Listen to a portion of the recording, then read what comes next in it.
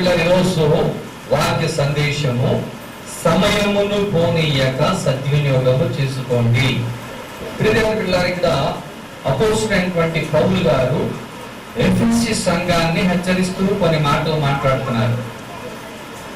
ఆ మాటలు ఏంటంటే దినములు చెడ్డవి, దినములు చెడ్డవి. ప్రియమైన పిల్లలు, ఇప్పుడు మనం ఏ కాలంలో ఉన్నామంటే చెడ్డ దినాల్లో ఉన్నాం. ఈ చెడ్డ దినాల్లో మనం ఏం చేయాలంటే సమయాన్ని సద్వినియోగం చేసుకోవాలి. చాలా మంది సమయాన్ని టైం పాస్ చేస్తూ ఉంటారు. ఉదాహరణకు ప్రియమైన పిల్లలరా, ఈ రోజు స్కూల్ పిల్లలకి ఎగ్జామ్స్ చాలా త్వరగా వచ్చేసినాయి. ఇక ఒక నెల కూడా లేదు, పబ్లిక్ ఎగ్జామ్స్ ప్రిపేర్ అవుతున్నారు పిల్లలు. ఈ సమయంలో ప్రియమైన పిల్లలరా, ఎగ్జామ్స్ దగ్గరకు వచ్చినాయి. ఈ సమయంలో పిల్లలకి ప్రతి 1 hour కూడా చాలా విలువైంది. ఈ 1 hour కూడా చదివితే వారు ఏమవుతారంటే టాపర్స్ గా మంచి మార్కులు వస్తాయి. వారి సమయాన్ని వ్యర్థం చేసుకుంటే ఏమవుతుందంటే మార్కులు తగ్గిపోతూ ఉంటాయి. అంటే వారు ఏం చేస్తున్నారు, సమయాన్ని వ్యర్థం చేసుకుంటారు. ఇంకా సమయాన్ని వ్యర్థం చేసుకుంటే పాస్ అవ్వడం కూడా కష్టమైపోతుంది అనమాట. కనుక ఈ సమయంలో స్కూల్ పిల్లలకి వాళ్ళకి ఉన్నటువంటి టైం చాలా విలువైన టైము. కనుక ప్రియమైన ఆ సమయాన్ని వారు ఉపయోగించుకోవాలి. మార్చి ఏప్రిల్ నెలలో. అలాగే మనకి దేవుడిచ్చిన సమయం ఉంది, సుమారుగా 60 లేదా 70 సంవత్సరాలు. ఈ సంవత్సరాల్లో దేవుడు మనకిచ్చినటువంటి ప్రాజెక్ట్ ఏంటి, దేవుడు మన ఏం ఉద్దేశం కలిగి ఉన్నాడు, దేవుడు మన కుటుంబాన్ని ఎలా ముందుకు తీసుకెళ్లాలనుకుంటున్నాడు, మన పిల్లల్ని ఎలా సెటిల్ చేయాలని దేవుడు అనుకుంటున్నాడు అనేటువంటి జ్ఞానం కలిగి, వివేకం కలిగి మనం దేవుడి సన్నిధిలో కనిపెట్టాలి. ఎందుకంటే ఎఫెసీ సంఘంలో త్రాగుబోతులు ఉన్నారు. ఎఫెసీ సంఘంలో టయాన్ని వ్యర్థంగా పాడు చేసుకునేటువంటి స్త్రీలు ఉన్నారు. వ్యర్థమైన మాటలు మాట్లాడే స్త్రీలు ఉన్నారు. కనుక పౌలు గారికి ప్రియమైన ఒక ఆలోచన వచ్చింది. దేవుడు ఆత్మచేత ప్రేరేపించాడు. ప్రియమైన అనేక మంది పాటలు రాస్తున్నారు ఎఫెసీ సంఘంలో. ఆ పాటలు లోకానుసారంగా ఉన్నాయి. కనుక పౌలు గారు ఆ మాటలు ఇక్కడ జ్ఞాపకం చేస్తూ అంటున్నాడు, దినములు చెడ్డవి కనుక మీరు సమయమును పోనీయక సద్వినియోగం చేసుకోండి. ప్రియమైన మీరు పొలానికి మందు కొట్టవలసిన టైంలో మందు కొట్టాలి. కలుపు తీయవలసిన టైంలో కలుపు తీయాలి. నీరు పెట్టవలసిన టైంలో నీరు పెట్టాలి. ఎండ పెట్టవలసిన టైంలో ఎండ పెట్టినప్పుడే ఆ ధాన్యం పడుతుంది. చెప్పాలి. దేవుడు నీకు ఇచ్చినటువంటి ఈ 70 సంవత్సరాలు లేదా 80 సంవత్సరాలలో నీవు దేవుడిని నీకు చెప్పిన పని, నీకు ఇచ్చిన పిల్లలు, నీకు ఇచ్చినటువంటి బిడ్డలు, నీకు ఇచ్చినటువంటి పొలము, నీకు ఇచ్చినటువంటి నీళ్ళటువంటి అనేకమైన పనులు ఉన్నాయి. వాటన్నిటిని ఏం చేయాలంటే ముందుకు తీసుకెళ్లేటువంటి బాధ్యత కలిగి ఉండాలి. గనుక అంటున్నాడు, అజ్ఞానులే కాక జ్ఞానుల నడుచుకుంటూ జాగ్రత్తగా ఉండండి. మీరు అజ్ఞానుల్లాగా, లోపస్తులాగా అజ్ఞానంలో పడిపోవద్దు, నిందలు పడిపోవద్దు, శోధంలో పడిపోవద్దు. మీరు అజ్ఞానంగా ఉండడం వల్ల అమ్మవారు మిమ్మల్ని ఏం చేస్తారంటే నిందలు రాస్తాడు. అమ్మవారి మిమ్మల్ని అల్లరి చేస్తాడు, మీ కుటుంబాన్ని పాడు చేస్తాడు, మీ కుటుంబాన్ని విలువ లేకుండా చేస్తాడు. కనుక ఎలా ఉండాలంటే అజ్ఞానిగా ఉండొద్దని దేవుడు చెప్తా ఉన్నాడు. ఎలా ఉండాలంటే నువ్వు జ్ఞానులు కలిగి నడుచుకోవచ్చు. జ్ఞానం అనగా ఏంటంటే దేవుని వాక్యం అయి ఉన్నది, జ్ఞానం అనగా ప్రార్థన అయి ఉన్నది, జ్ఞానం అనగా ఆరాధన అయి ఉన్నది. దేవుని సన్నిధిలో గడిపే ప్రతి వ్యక్తికి దేవుడు ఆత్మ జ్ఞానాన్ని ఇస్తాడు, కుటుంబాన్ని కట్టుకునే జ్ఞానాన్ని ఇస్తాడు. జ్ఞానవంతురాలు తన ఇంటిని కట్టుకుంటుంది, మూడుగాలు తన ఇంటిని ఓడిస్తుంది. జ్ఞానవంతురాలు తన పిలిపిటి లాభ ప్రాప్తి వరకు ఉదయాన్నే లేచి నడుము పెట్టుకుని వంట సిద్ధపడుతుంది. తన ఇంటిలో దేవుడు మెరుగుగా ఉంటది, తన ఊరిలో ఉంటుంది. జ్ఞానం ఉండండి, అజ్ఞానంగా ఉండద్దు. మీ పిలిపిటిని ఎలా క్రమశిక్షణలో పెట్టుకోవాలి, పిలిపిటిని ప్రేమించాలి, ఆదరించడమే కాదు, వారికి ఉదయాన్నే లేచి ఆహారం సిద్ధపరచాలి. ఉదయాన్నే లేచి ఏం చేయాలి, ఆహారం సిద్ధపరచాలి. దేవుడు నీలో మాట్లాడుతున్నాడు. రోజు ఎంతమంది ఆహారం సిద్ధపరుస్తున్నారండి? ఎంతమంది ఉదయాన్నే జ్ఞానం తెలుస్తున్నారు? ఎంతమంది పిల్లలను చక్కబెడుతున్నారు? ఎంతమంది పిల్లల కొరకు ప్రార్థన చేస్తున్నారు? వారి చుట్టూ ఎంతమంది కన్సల్ట్ అవుతున్నారు? ఆలోచించే ప్రియమైన పిల్లరా, ఈ రోజు యుగ లోకము మారిపోయింది, ఫాస్ట్ జనరేషన్ వచ్చింది. ప్రియులు వంట చేసే వాళ్ళు లేరు ఇప్పుడు, అన్ని హోటల్స్ నుంచే, రాత్రి కూడా హోటల్ నుంచే. కానీ ప్రియులు ఇంకా జనరేషన్ ఇంకా టౌన్స్ లో ఇంకా మారిపోయిందండి. కానీ ప్రియులు జ్ఞానవంతుల ఉదయాన్నే లేస్తుందట, ఉదయాన్నే తన పెరిమిటి యొక్క లాభ ప్రాప్తి కొరకు పనిచేస్తుందట, జడులు కట్టుకుంటుందట. దేవుడు వాక్యం చెబుతుంది, ఆవిడ ఉదయాన్నే వంట సిద్ధపరుస్తుంది, తన యొక్క దీపము నిత్యము వెలుగుతా ఉంటుందట. ప్రాంతంలో ఇంట్లో ఉన్నప్పుడు, దేవుడు ఇంట్లో ఉన్నప్పుడు కనుక ప్రియుల కుటుంబాలు కట్టబడతాయి. హల్లెలూయా. అజ్ఞానుల వల్ల ఉండదమ్మా, అజ్ఞానుల వల్ల ఉండదు దేవుడు వాక్యం చెప్తుంది. అజ్ఞానంతో బ్రతుకుతున్నారు, అవివేకంతో, బుద్ధిహీనులుగా, అపవాది గర్జించు సింహంలో తిరుగుతున్నాడు. సైతాన్ని కుటుంబానికి వచ్చాడు, తిరిగి దేవుడి దగ్గరికి వెళ్ళాడు. దేవుడి దగ్గరికి వెళ్ళి అడుగుతాడు, దేవుడు అడుగుతున్నాడు, ఏ సైతాన్ని ఎక్కడికి వెళ్ళావురా? దేవుడికి స్తోత్రం. భూమి మీద తిరిగాను, అన్ని తిరిగాను, తిరిగి తిరిగి తిరిగి మన నీ దగ్గరికి వచ్చాను. ఎవరన్నా చూసావంటే యూట్యూబ్ చూసా. దేవుడికి స్తోత్రం. మరి ఒకసారి ఏం చేశావు? నీవు కంచేసావుగా. యోగు చుట్టూ దేవుడు ఏం చేశాడు? కంచి చేశాడు. ఎందుకంటే యోగు భక్తిపరుడు, ప్రార్థన పరుడు, కుటుంబం అంతటితో కలిసి దేవుడు స్థుతించేవాడు. ఆమె చెప్పాలి. ఈరోజు నీ కుటుంబం చుట్టూ కంచి నువ్వు వేసుకోవాలి, నువ్వు ప్రాంతంలో కంచి వేసుకోవాలి. అపవాది తిరుగుతాడు నినాదం చేయడానికి, నిన్ను నాశనం చేయడానికి, అది నాశనకర్తగా వస్తాడు. కనుక ప్రియమైన పిల్లారా, నువ్వు దేవుడి సన్నిధిలో ప్రార్థించేవారిగా ఉండాలి. ఆమె నీ కుటుంబం చుట్టూ కంచి వేసుకొని స్త్రీగా మారాలి. హల్లెలూయా. ఆనాడు ప్రియమైన పిల్లారా, 430 సంవత్సరాలు ఇశ్రాయేలీయులు ఐగుప్తులో ఉన్నప్పుడు ఒక్క దినాన్ని ప్రియమైన పాస్కా బలి పశువైనటువంటి గొర్రెల రక్తాన్ని వారు ఉడికించి వారి గుమ్మానికి రాసుకున్నప్పుడు సంహార దూత ఇందులోకి రాలేకపోయాడు. రెండవది ప్రియమైన పిల్లారా, ఫరో వారిని ఏం చేయలేకపోయాడు. ఎందుకంటే వారి గొర్రెల రక్తము ద్వారా వారు జీవించేవారు అన్నారు. ఒక్క రోజునే 430 సంవత్సరాలు ఉన్నటువంటి శాపం అనేటువంటి గాలి యేసయ్య వారికి వచ్చాడండి. ఒక్క రాత్రిలో అద్భుతం జరిగింది. ఒక్క రాత్రిలో ఫరో దగ్గర నుంచి వారు బయలుదేరి కనాను దేశానికి ప్రయాణం అయిపోయారు. ఒక్క రోజు దేవుడికి బతుకులు మార్చేస్తాడు. ఒక్క రోజు చాలు మన బతుకులు ట్రాన్స్ఫర్ అవడానికి, ఒక్క రోజు చాలు దేవుడు అభిషేకాలు బతుకులు అవడానికి, ఒక్క రోజు చాలు నీ బతుకులు మారడానికి. అది నీ ఒక్క రోజు అవ్వచ్చు. అదే చెప్పు, అది ఎన్నో వాక్యాలలో ఎన్నో అనుభవాలలో, కానీ దేవుడు శుద్ధిగా మాట్లాడుతున్నాడు. ఈరోజు ఐగుప్తుల శాపమని కార్యపడబడింది. ఈ రోజు నీ మీద శాపాన్ని కనబడటానికి యేసు క్రీస్తు కలవరికి దాచిన రక్తం ఆయన ద్వారా విడుదల. హామీ చెప్పండి. 430 సంవత్సరాలు వెరగొట్టినటువంటి గొర్రెల రక్తం కంటే ఆ శిలువ బాధలో కాల్చిన యేసు రక్తం కొన్ని వేల కోట్లు పరిపూర్ణమైనది, పరిశుద్ధమైనది. రక్తం ప్రతిరోజు మీకు మాట్లాడుతూ ఉందంట. జ్ఞానుల వలె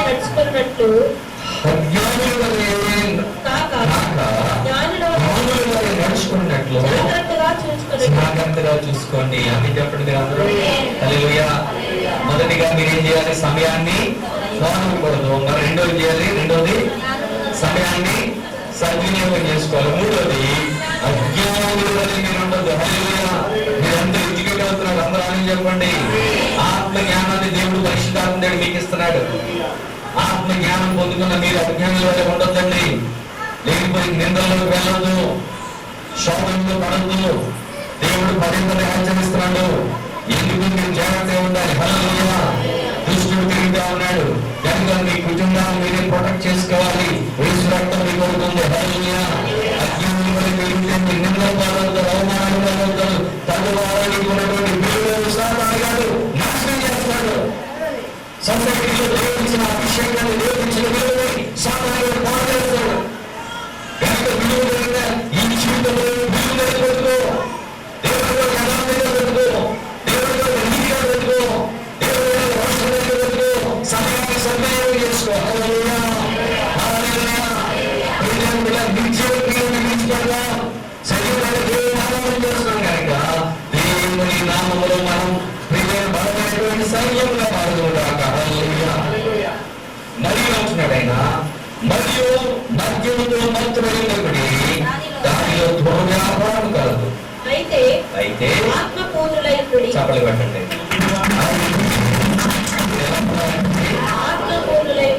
ఆత్మతో నింపబడి ఉండండి. ఆమె చెప్పండి. హల్లెలూయా. ఎంతమంది ఆత్మతో నింపబడాలని ఆశపడుతున్నారు? దేవుని వాక్యం ఈరోజు చెప్తుంది. ఎఫెసీ సంఘానికి పౌలు గారు చెప్పిన మాట, పరిశుద్ధాత్మదేవుడిలో బోధిస్తా సంఘాన్ని చెప్తా ఉన్నాడు. ఆత్మ పూర్ణులై ఉండండి. ఆమె చెప్పండి. ఆత్మతో నింపబడాలి. మన అంచు దినాల్లో సమయాన్ని వ్యర్థం చేసుకోకుండా ఉండాలంటే నువ్వేమవ్వాలంటే ఆత్మతో నింపబడాలి. ఆమె ప్రియుల ఉదాహరణకి మీరు ఏదన్నా ఒక భోజనానికి పిలువపడ్డారు, ఒక ఫంక్షన్కి పిలువపడ్డారు. ఆ ఫంక్షన్ లో మిమ్మల్ని పిలిచిన వారు ఏం చేశారు? ఒక స్వీట్, ఒక హాట్, ఒక అరటిపండు, చిన్న ఐస్ క్రీమ్ ఇచ్చి పంపిస్తే అది సంపూర్ణంగా భోజనం పెట్టినట్ట నీకు? చెప్పండి అమ్మా, సంపూర్ణంగా తిన్నట్ట? వారు పిలిచిన వారు ఏం చేయాలి? నీకు పిలిచిన వారు ఏం చేయాలి? నీకు సంపూర్ణంగా భోజనం పెడితే నువ్వు పరిపూర్ణంగా ఏమవుతుందంటే ఆ భోజనాన్ని స్వీకరిస్తావు. హల్లెలూయా. తద్వారా ఏమవుతుందంటే తృప్తి చెందుతావు. ఆమె చెప్పాలి. హల్లెలూయా. కనుక ప్రియదేవుడిగా దేవుని సన్నిధికి వచ్చిన నీవు దైవజనుడు చెబుతున్న దేవుడి వాక్యాన్ని బట్టి నువ్వు ఆత్మపూర్ణమై ఉండాలా. ఈ వాక్యము నువ్వు పూర్ణత్వంగా నడిపించాలి. పరిశుద్ధాత్మ నేను పరిపూర్ణం చేయాలి. ఆమె చెప్పండి. ఆమె చెప్పాలి. పౌలు గారు ఎవరు అంటున్నాడు? ఏమంటాడంటే, అయితే ఒకరినొకడు కీర్తనలతోనూ సంగీతములతోనూ ఆత్మ సంబంధమైన పాటలతోనూ హెచ్చరించుచు మీ హృదయములలో ప్రభువును గూర్చి పాడుచు కీర్తించుచు యేసుక్రీస్తు పేరట సమస్తమును గూర్చి తండ్రి అయిన దేవునికి ఎల్లప్పుడూ కృతజ్ఞతాస్తుతులు చెల్లించుచు క్రీస్తునందు భయముతో ఒకరినొకరు లోబడి ఉండుడి. చాలమ్మా, దేవునికి స్తోత్రం చెప్పండి మరొకసారి. అయితే మీరు ఆత్మపూర్ణులై ఉండండి. ఒకరినొకడు కీర్తనలతోనూ సంగీతముతోనూ ఆత్మ సంబంధమైన పాటలతోనూ హెచ్చరించు అని చెప్పాలి. ఒకరినొకరు ఎలా హెచ్చరించుకోవాలంటండి? ఒకరినొకరు కీర్తనలతోనూ సంగీతములతోనూ ఆత్మ సంబంధమైన పాటలతోనూ హెచ్చరించు అని చెప్పండి. ఏ పాటలండి? ఆత్మ సంబంధమైన పాటలు అంటే వాక్యానుసారమైన పాటలు. ఆత్మ సంబంధమైన పాటలు. ఈరోజు ఏ సానగారి పాటలు ఎక్కడ ఉన్నా మనం సంతోషంగా వింటాం. ఈ తర్వాత జనరేషన్ వచ్చిన పాటలు ఎవరికి అంత ఆసక్తిగా, అంత అభిషేకం ఉన్నట్టు కూడా అనిపించవు. కానీ ఈ సాన గారు ఏ పాట అయినా సరే ఎంత అద్భుతంగా ఉంటుందండి. ఆమె అంటే ఎలా రాశాడు ఆయన? ఆత్మతో వాక్యంలో నుంచి వాగ్దానాలు తీసి రాశాడు. దేవుని స్తోత్రం. ఇప్పుడు పాటలు ఎలా ఉన్నాయంటే అసలు ఏ పాటలో మనకు అర్థం కాని పాటలు రాసేస్తాం. అందుకని పౌలు గారు ఎఫెసీ సంఘంతో చెప్తే అంటున్నాడు ఆయన, ఆత్మ సంబంధమైన పాటలతో హెచ్చరించు. హల్లెలూయా. పాటలతో కూడా ఏం చేయాలంటండి?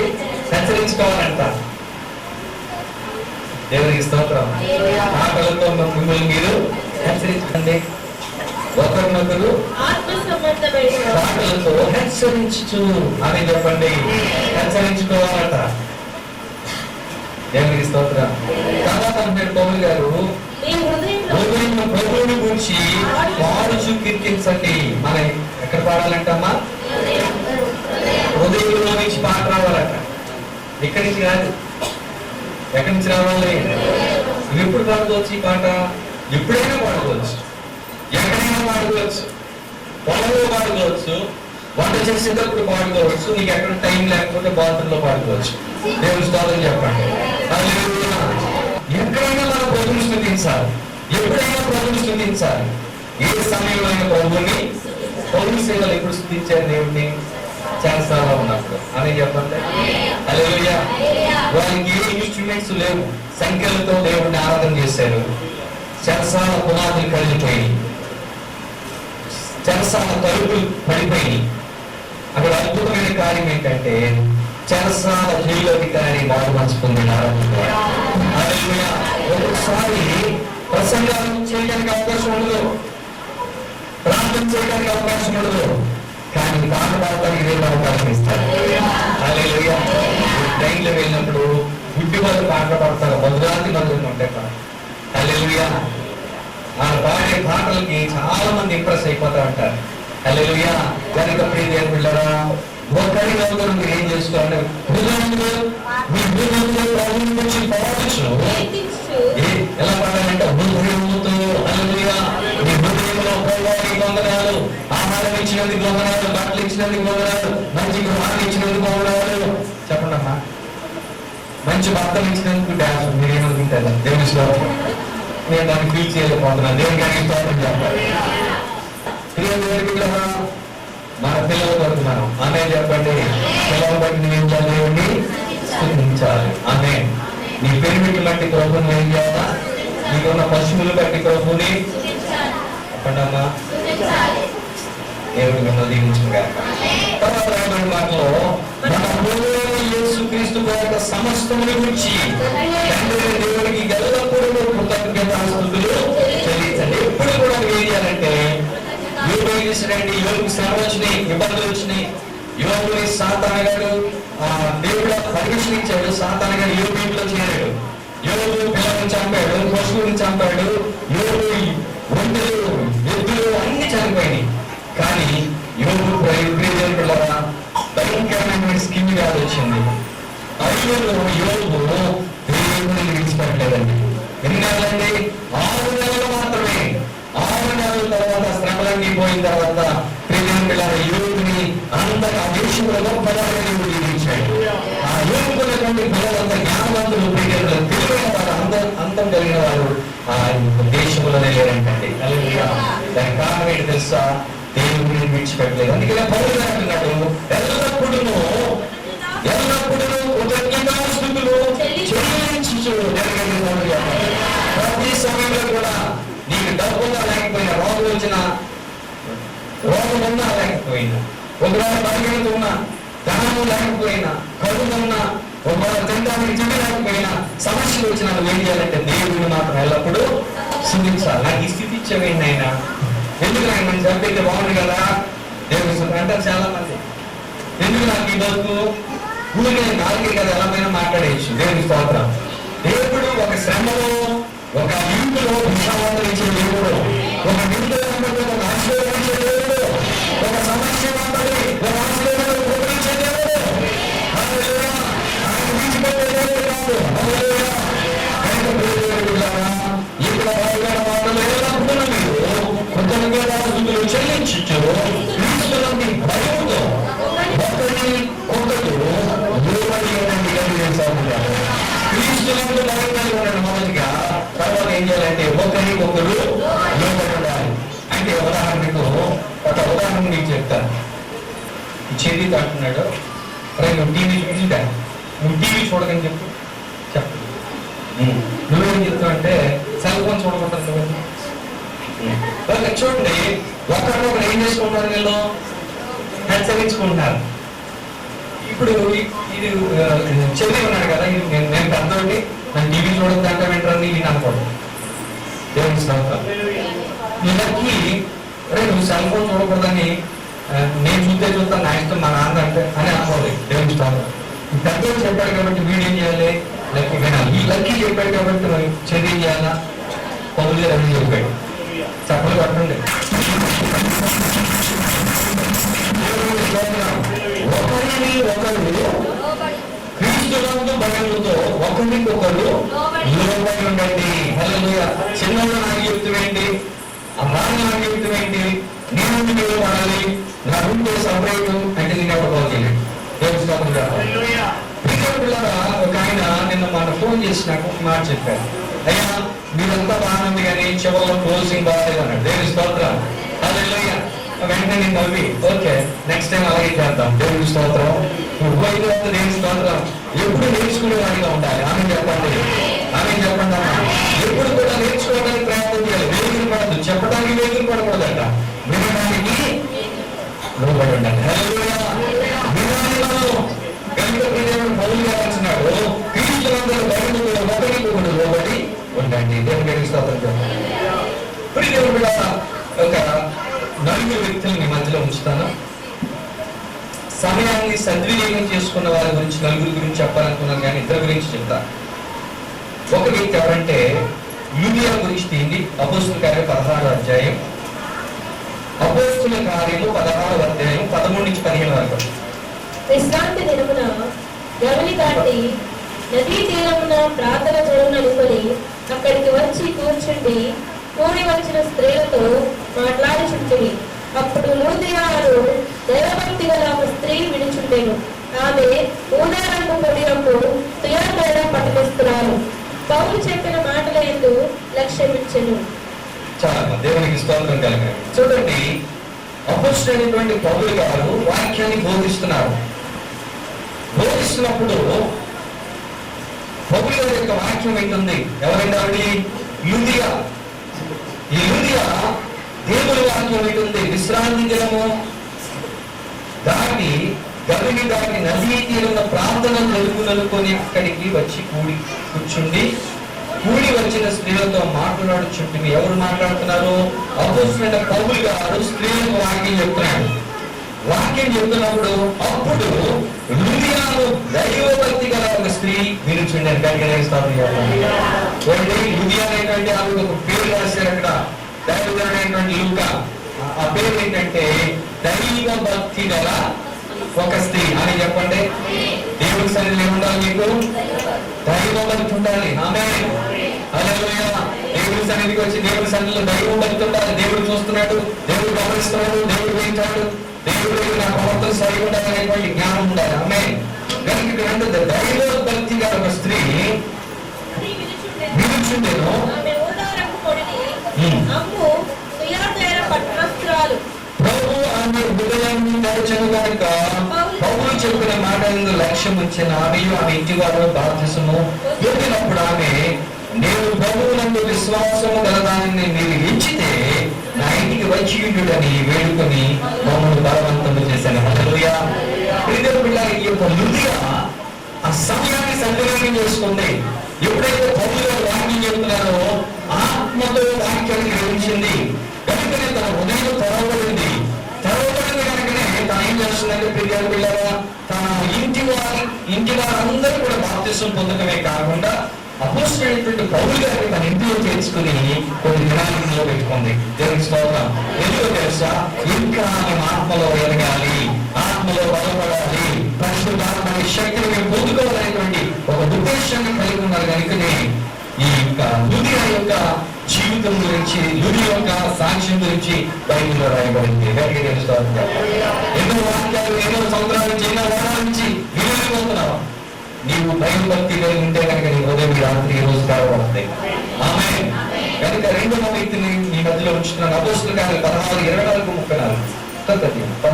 16 అతనిని బట్టి ఆజ్ఞలు పొంది వారిని లోపలికి చెరసాలలోనికి తోసి వారి కాళ్ళను అయితే నేను చదువుతాను. మంచి రాత్రి వేళ పౌరుషుల దేవునికి ప్రార్థించు కీర్తనలు పాడుచుండని, కైకులు విధిచుండని గట్టిగా వేస్తామని పౌలు గారు దెయ్యాన్ని అలగొట్టారు. దెయ్యం పేరేంటమ్మా? పుతోను. ఈ పుతోను దెయ్యాన్ని వెళ్ళగొట్టాడు. వెళ్ళగొట్టినందుకు గాను పౌలు గారిని తీసుకెళ్ళి ఎక్కడ పెట్టారంటే జైల్లో పెట్టి అని చెప్పండి. అందుకనే చాలా సార్లు ప్రజల్ని పట్టుకునేవి దెయ్యాలండి. విపరీతమైన ద్వేషం దైవజనుడు వస్తుంది దెయ్యాలకి. ఒక్కొక్కసారి దైవజనుడు తెగబడడానికి కారణం మనుషులు కాదండి, వాళ్ళలో ఉన్నటువంటి దైవాత్మ అన్నమాట. పౌలు గారిని ఏదో రకంగా అక్కడ స్వార్థ ఆటంకపరిచి జైల్లో తీసుకెళ్ళడానికి దెయ్యాలని ప్లాన్ చేసినాయి. గట్టిగా నేను సాధన చేస్తాను. పౌలు గారిని తీసుకెళ్ళి ఎక్కడ పడేసారు? ఇప్పుడు జైల్లో పెట్టారు. కానీ జైల్లో కూడా ఆయన ప్రార్థన మానలేదు, పిల్లరా వాక్యం బోధించడం మానలేదు, ఆరాధన మానలేదు. హల్లెలూయా. తన జీవితంలో ఒక ప్రసంగంగా, తన జీవితంలో ఒక ఆరాధనగా, తన జీవితంలో ఒక ప్రియమైన వాక్య పరిచయంగా మారిపోయింది. అక్కడ కూడా మాటలు ఐదు విన్నారంట. పౌలు గారి ఉద్దేశం ఏం తెలుసా? ఎలాగైనా జైల్లో పెట్టారు కనుక సమయం ఎందుకు వేస్ట్ చేయాలి, సమయం ఎందుకు దుర్గమం చేసుకోవాలి, ఇక్కడ నేను మాట్లాడాలి జైల్లో ఉండడానికి దుర్గమం ప్రారంభించుకుంటారు కదా,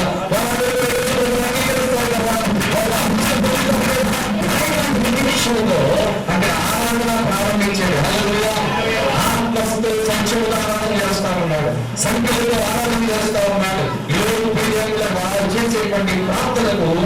పౌలు సేవ చేసేటువంటి ప్రాంతం ఏంటంటే ఆ యొక్క గది కంపం భూకంపం వచ్చిందంట. ఎందుకంటే వారు ఆత్మభూములై ఉన్నారు. అందుకంటే నేను ఎఫెసీ సంఘంలో అన్నాడు, మీరు ఆత్మభూములై ఉండండి. మీరు ఆత్మభూములై ప్రార్థన చేస్తే మీరు గది కనిపించబోతా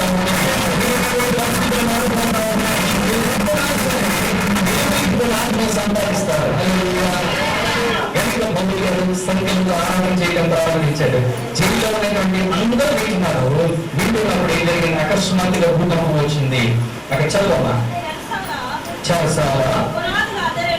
చెరసాల పునాదులు అదురులో వెంటనే తలుపులన్నీ తెరుచుకొనెను.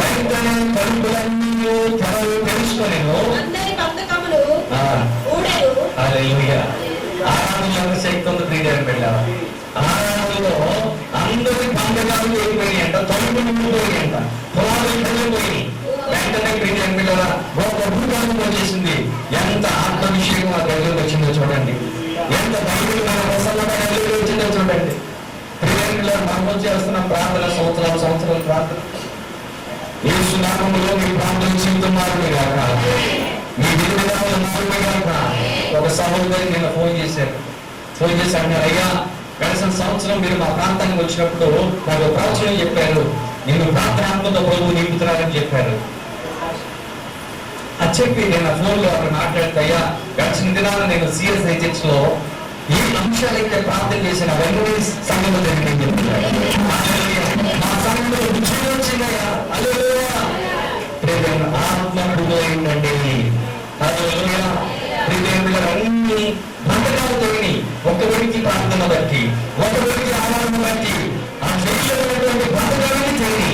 ఈ రోజు ఉదయపూర్వకంగా ఆరాధన చేస్తే ఈ గ్రామంలో ఉన్నటువంటి బంధకాలు పడిపోతున్నాయి. ప్రార్థన ఆరాధన చేస్తే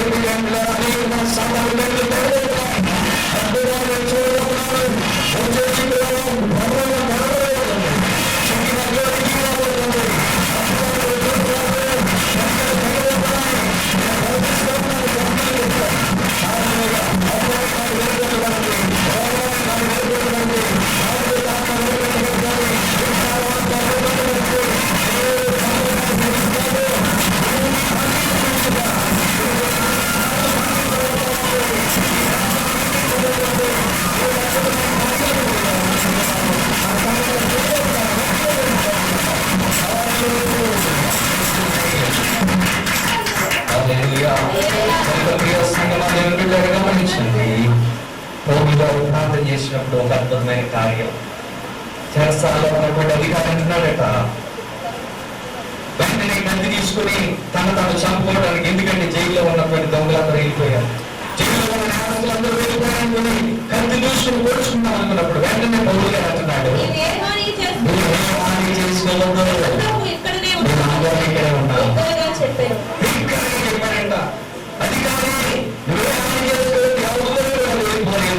అందరూ ఎందుకంటే దేవుని ఆత్మ వారిని సంధించింది కనుక. వెంటనే అంటున్నాను, దేవుడు గారు వచ్చి రక్షణ పొందడానికి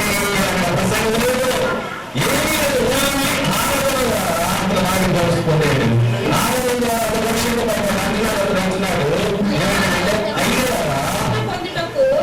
రక్షణ పొందడానికి ఏం చేయాలి? వారు యేసునందు విశ్వాసం ఉంచితే అప్పుడు నీవును ఇంటి వారును రక్షణ పొందుతారని చెప్పి అతని ఇంటిలో అందరు దేవుని చెప్పండి. అతని జైలు అధికారికి తన ఇంటిలో ఉన్న వారందరికీ కూడా దేవుని వాక్యాన్ని బోధించి వారందరికీ బాప్తిసం ఇచ్చారండి. హల్లెలూయా. ఆ జైల్లో కూడా కొన్ని ఆత్మలు తీసుకొచ్చారండి పౌలు గారు. సరే కూర్చోండి. లూకా సువార్త 23:39 నుండి చదువు. ఒకడు గమనించండి. చివరి మాట చెప్పి నేను ముగిస్తున్నాను. వాక్యం అయిపోయింది. చివరి మాట దయచేసి, యేసుక్రీస్తు ప్రభువు వారు శిలువలో వేలాడుతున్నారు. ఇద్దరు దొంగలు, కుడి వైపు ఒక దొంగ, ఎడమ వైపు ఇద్దరు దొంగలు వేలాడుతున్న సందర్భాల్లో వారు మాట్లాడుతున్న మాట చదవమ్మా. నేరస్తులలో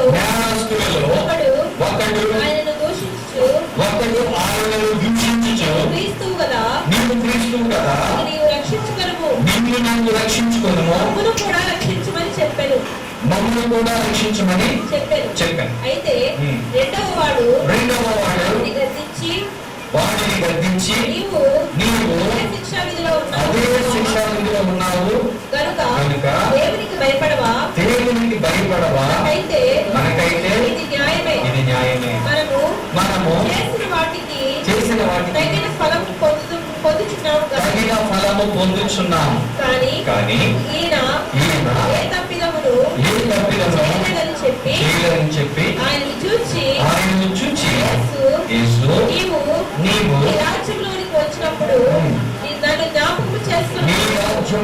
వచ్చినప్పుడు నన్ను జ్ఞాపకం చేసుకోమనెను. అందుకు ఆయన వారితో నీవు నాతో కూడా పరదేశంలో ముందు ఇచ్చంగా నీతో దేవుని కొద్ది మాటలు దీవించుగా. ఒక వ్యక్తి దేవుని యేసు ప్రభువుని దూషిస్తున్నాడు. రెండో వ్యక్తి అంటున్నాడు, మనము ఎన్నో కార్యక్రమాలు చేస్తాం, ఎంతో మందిని చంపాం, మనం ఈ శిక్షకు పాత్రలు అని అంటూ యేసు ప్రభు దగ్గర ఒక మాట అంటున్నాడు. ఏమనంటే, యేసయ్యా నీ రాజ్యంలో నన్ను ఒకసారి జ్ఞాపకం చేసుకో. ఇక్కడ సమయం ఉంది. ఒక వ్యక్తి అయితే రక్షింపబడ్డాడు, రెండో వ్యక్తి అయితే విడువబడ్డాడు. చాలా మంది సంఘంలో కూడా ఎన్నో వాక్యాలు వస్తాయి. కొంతమంది తీసుకుంటారు, కొంతమంది ఆ వాక్యాన్ని తీసుకోరు. గమనించండి, యేసు ప్రభు మంచిది ఏమంటే, నేను నీవు నాకు పరదేశంలో ఉంటావు. దేవుడికి నాకు నియమించిన గాక ప్రార్థన చేసుకుంటాం.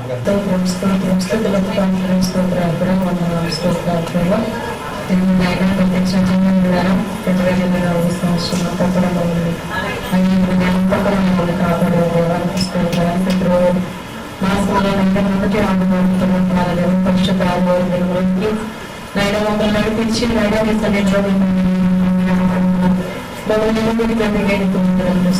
చూపిస్తున్నాం నాయన. పాట ద్వారా పరుచుకున్నాను. ఆరాధనలో ప్రభావ జ్ఞాపక శక్తి చేత పరిచయం జ్ఞాపకం దీవించాను. స్తోత్రాలు తిరిగి నాకు సమయం సద్వినియోగం చేసుకుని జ్ఞానంలో ఉండటం, జ్ఞానంలో వాక్యం సర్విస్తాను. అది వాక్యం మాకే మాకంటే భావించాలి. తనకి మనసు రద్దు కలిగి ఆసక్తి కలిగి గ్రహించే మనసు మాకు దయచేసి నీ వాక్యం అర్థం చేసుకునే జ్ఞానం మాకు దయచేయమని ప్రార్థిస్తున్నాను. స్తోత్రాలు నైనా జ్ఞానం జ్ఞానం కలిగిన దేవుడు జ్ఞానవంతులు నీ గురించి ఆ జ్ఞానం రావాలి, నాయన పొందుకోవాలి. ఎవరైనా తర్వాత జ్ఞానం మాకు దయచేయండి నాయన. అలా నాకు తీసుకు ప్రభావ ఆయన నిర్లక్ష్యపాత్రం ఆయన డైవర్టింగ్ స్పిరిట్స్ తొలగించండి. స్థలంలోంచి పాల్గొనండి. మీ వాక్యం లేకుండా దేవుడి చూస్తాం. డైవర్ట్ చేసిన ప్రతి స్పిరిట్స్ ప్రవేశిస్తున్నాం, మనం గమనిస్తున్నాం ప్రభావ. స్తంభనిచ్చేయండి నాయన. ఎంత మనసు కలగాలి. మీ వాక్యం వెలుగుతున్నాను ప్రభావ. వెలుగులో మనందరూ కూడా రక్షించబడ్డారు. సహాయం చేయబడుచున్నాను. దైవ తండ్రి వందనాలు స్తోత్రాలు. ప్రతి కుటుంబాన్ని పేరు రక్షించాలి. కుటుంబాన్ని రక్షణ దయచేయండి. కుటుంబంలో పురుషులను రక్షించాలి, స్త్రీలను రక్షించాలి, చిన్నపిల్లలు పెద్దవాళ్ళు వృద్ధులు అందరూ కూడా మీరు రక్షించాలి ప్రభావ. దైవభక్తిగలైనటువంటి అభివృద్ధి పంపించినట్లుగా ప్రతి బిడ్డలు దైవభయం కంటే దైవభక్తి కలిగించడానికి సహాయం దయచేయండి. అవి చేస్తాను చేసిన ఆరాధన ద్వారా రక్షించబడిన కుటుంబం అంతా కూడా మానవాంశ పొందుకోలేదు బాప్తిసం తీసుకున్నారని అటువంటి ప్రభావం రక్షించబడినారు.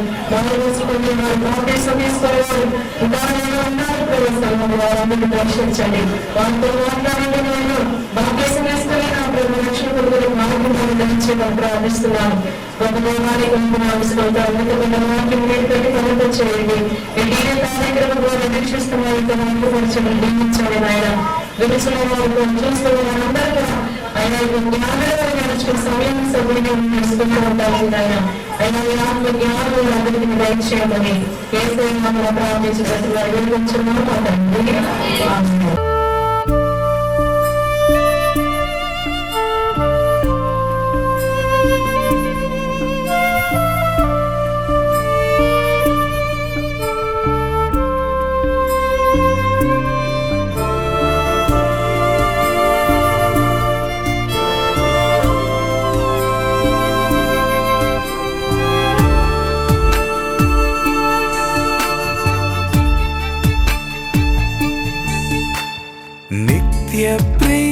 ప్రేమతో నన్ను ప్రేమించెన్, నిత్య ప్రేమతో నన్ను ప్రేమించెన్. తల్లి ప్రేమను మించినదే లోక ప్రేమ.